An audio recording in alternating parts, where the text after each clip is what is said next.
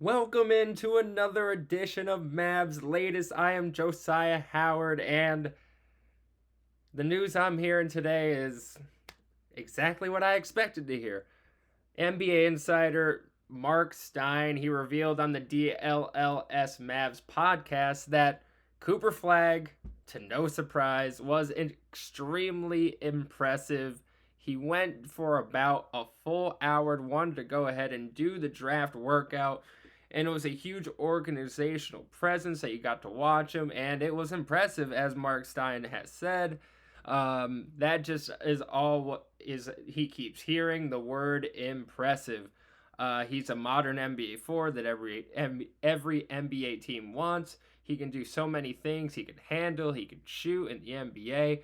But I have to say, the early rumbles I've heard that the shot looks pretty damn good for what they're saying on the streets. He's got size and strength and a very versatile young man.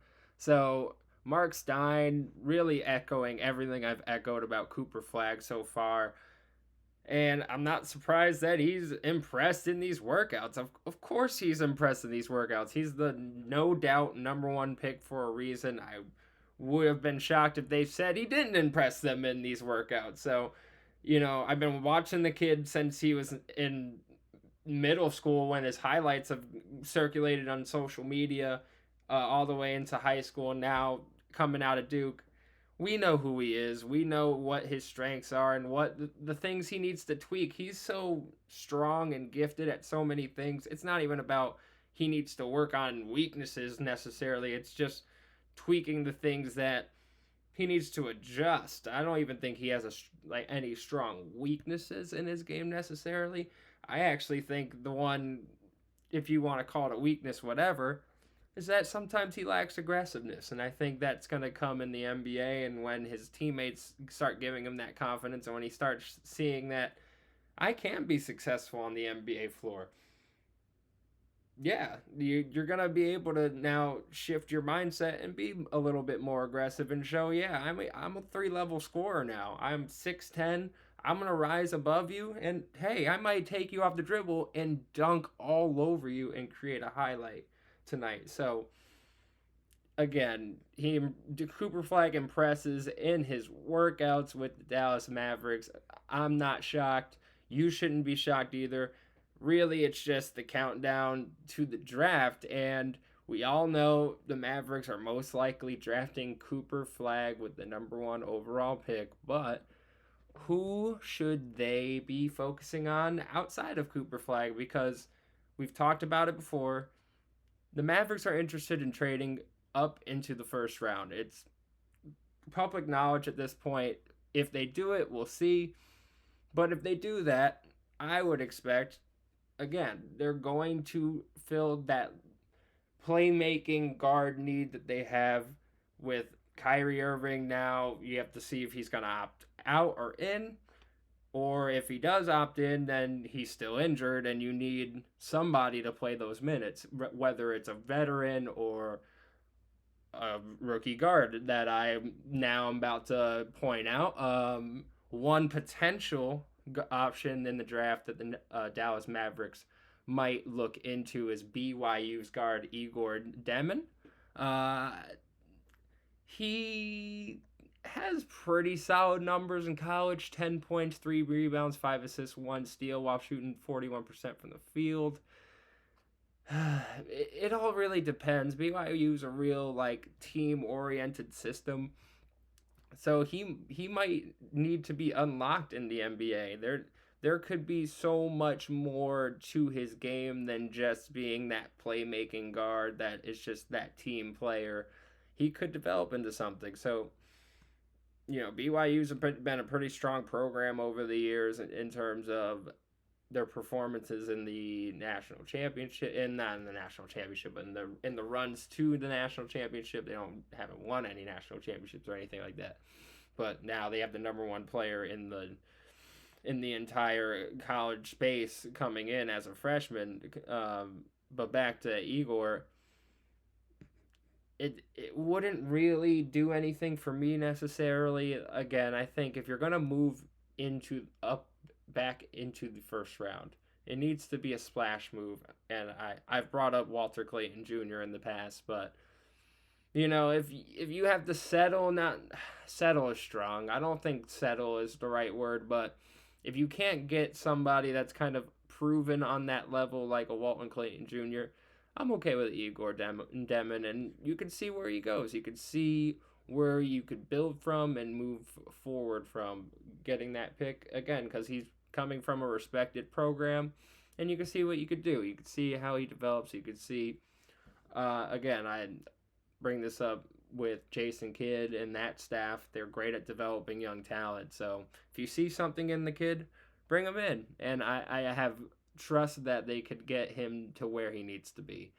But one fun story I just saw and I wanted to bring up while we're talking about the draft is that, you know, the Mavericks are looking to, especially if they move back into the first round, they're trying to not miss like the last couple of times they were in a position to possibly get a franchise changing guy. And a lot of times people point back to when they picked Dennis Smith Jr.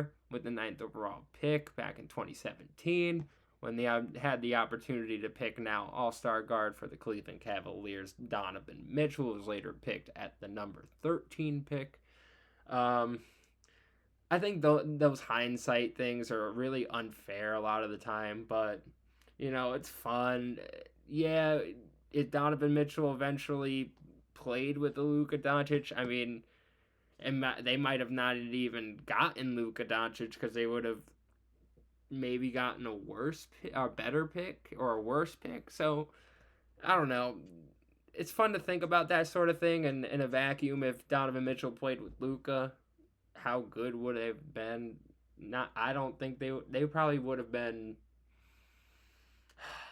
I don't feel like they would have been as good as Luka and Kyrie, personally. I have a lot of respect for Kyrie and what he's done in this league, so I don't think he necessarily would have been better with Luka if he was on the team, Donovan Mitchell.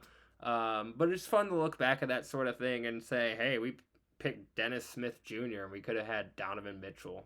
Whoa, that's franchise shifting. So, again, just fun to look back at that stuff as we're approaching the draft. And just want to key in on a couple other trade rumors going on. Now, I don't typically bounce around rumors I've heard before, but when I'm hearing more people talk about it, that means it's more smoke, and when there's more smoke, there's more fire. So I think, according to Athletics' Christian Clark and Jay King, as reported, the Celtics are potentially trading Drew Holiday to the Dallas Mavericks. Now, this is more than one reporter I've heard bring up this idea. And everyone keeps kind of going back to it might be the match made in heaven of Holiday to this Dallas, and maybe they can send Boston a PJ Washington or a Daniel Gafford. I always go back to those guys, but Boston actually could use some size and some wing help now that Jason Tatum has ruptured his Achilles. But I don't know. I feel like realistically,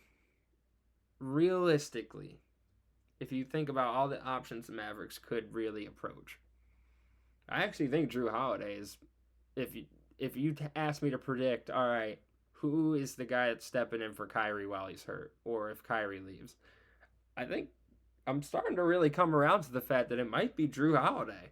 And if I had to bet on it, I think I would say the Mavericks do end up with Drew Holiday, and I think that'd be a great fit with Anthony Davis, Cooper Flag, Drew Holiday. That defense, they would make noise in the West if once they get healthy, and especially if they have a lineup of Kyrie and Drew Holiday.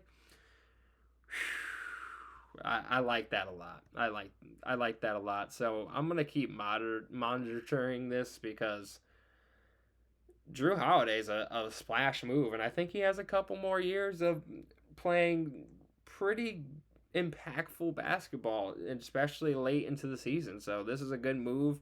You see him get traded to Milwaukee, win a championship. See him get traded to Boston and win a championship. Let's see if Dallas pulls the trigger and gets Drew Holiday.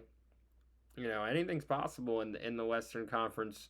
It's a matter of a 5-game gap, really. So if you could just string along some wins and have a nice mix of young talent and a veteran group, Drew Holiday kind of fits exactly that mold and what you're trying to bring in and build. So, this is something that I've heard the last couple weeks, and I'm still hearing it. So I'm not gonna lie, I'm starting to come around to it, and I'd really like it. So, yeah, Drew Holiday to the Mavericks. We'll keep our eyes on that. But as we wrap up this edition of Mavs Latest, another one we kind of talked about before. Now the sale of the Lakers. This one's interesting because their new owner Mark Walter really operates more on the scope of, I'm gonna put basketball or baseball people, as he runs the Dodgers. I'm gonna put those people in position, to do their job, and they're experts at what they do, baseball or now in this case basketball. Does he replace a Rob Pelinka, and then does that open up Austin Reeves, a guy that a contract's coming up for him? Do the Lakers want to pay that now that there's new ownership? Now this ownership is now shown they'll pay for their players. So I don't necessarily know if Austin Reeves will be available, but if he is, Bleacher Report's Zach Buckley is suggesting Derek Lively, P.J. Washington for Austin Reeves and Shake Milton. Bringing in Austin Reeves, that adds to your shooting in the starting lineup, adds to your playmaking in the starting lineup, but your Shake Milton also adds that backup playmaking that you need. And, I don't think Derek Lively is really the guy to move on from. It makes me really seem like I don't like Daniel Gafford. I think Daniel Gafford's like really good. I just think they have a lot of really good players in the front court, and with the second apron, you can't really lean on that. Like, you can't be really good in one spot and sacrifice other positions like guard and your shooting, your wings in this NBA just to have depth at big man and your front court. It's just not worth it. So yeah, possibly Austin Reeves as an option for the Dallas Mavericks. I don't necessarily see it as the most realistic option for them. That's why I brought up Drew Holiday first. I think Drew Holiday truly is the more realistic option, but it's fun to think about. And if he really truly is available, I think Austin Reeves would be a good fit with the Mavericks, and I hope they would kind of open up negotiations and see if they could bring in Austin Reeves. But again, I don't see a lot of smoke there. That was more for fun. But to wrap up Mavs Latest today, NBA insider Ian Begley suggested that the Mavericks might be an interesting spot for Wizards point guard Malcolm Brogdon. See, I like this. I like this for them because if he can stay healthy, and that's the biggest thing with Malcolm Brogdon, if he can stay healthy, he has shown he can come in off the bench, give you 15 and 8, shoot very efficiently, and be really impactful for a team that's trying to win games. And I think Malcolm Brogdon would really fit right into what the Dallas Mavericks are trying to do. And at the end of the day, if they have to overpay for him, it's not really worth it. But again, I think he's somebody that actually might make sense for the Dallas Mavericks because, again, I don't think they'll have to overpay for Malcolm Brogdon. But again, this has been Mavs Latest. I'm Josyah Howard. Thanks for listening. Please subscribe. Leave some comments down below. Let me know what you think about some of these trade and off-season ideas for the Dallas Mavericks, and let's get it.